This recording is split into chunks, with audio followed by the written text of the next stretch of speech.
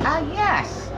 I live downtown East Side Vancouver, and I'm pretty upset with the shit show down here. We've got more stuff moving onto our streets, and you would think that the druggies are the most vulnerable people downtown East Side Vancouver, because 1,500 of them died last year, but you guys euthanized 2,500 people.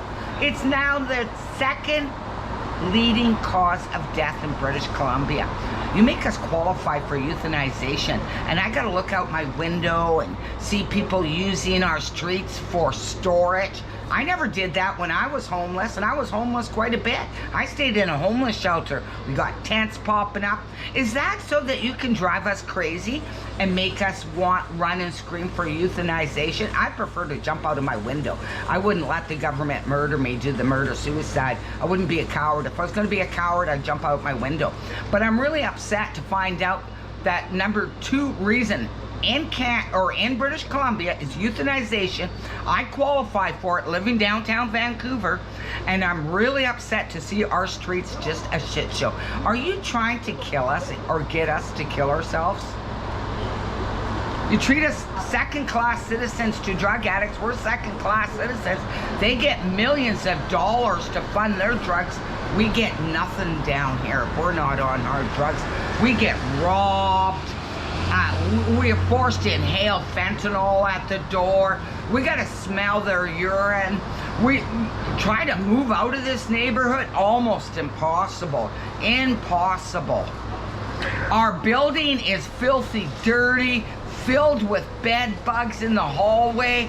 It is disgusting. We don't even have a janitor. Are you trying to make us take not me, but other people in my neighborhood that I gotta be concerned about, be euthanized? Is this what's happening? Because I want someone to get back to me from the city, because I'm so upset to find out euthanization is that I'm looking out my window and I'm upset at 7 o'clock in the morning. Just upset. Yeah. Yeah, no, we gotta find out, because making us live in pure hell in Canada, worse than a third world country. And then I know that I told a nice East Indian woman down here, and she was 55 at the beginning of the pandemic, and she ran and got herself euthanized even though she wasn't dying. Because she hated the neighborhood. She didn't do drugs. She didn't even smoke cigarettes. I got that on my soul. I know she got euthanized because she's never been seen by anybody since. I mean, that's a choice on their part, right? No, it's called government homicide. It's government homicide. You make the neighborhood so bad, and then you tell her that's her choice. She had nowhere else to move but be a second-class citizen with drug addicts. And you're telling me that was her choice? She didn't choose to live down here. None of us do. We hate it. I beg you guys to DEWS like Hawaii all the time.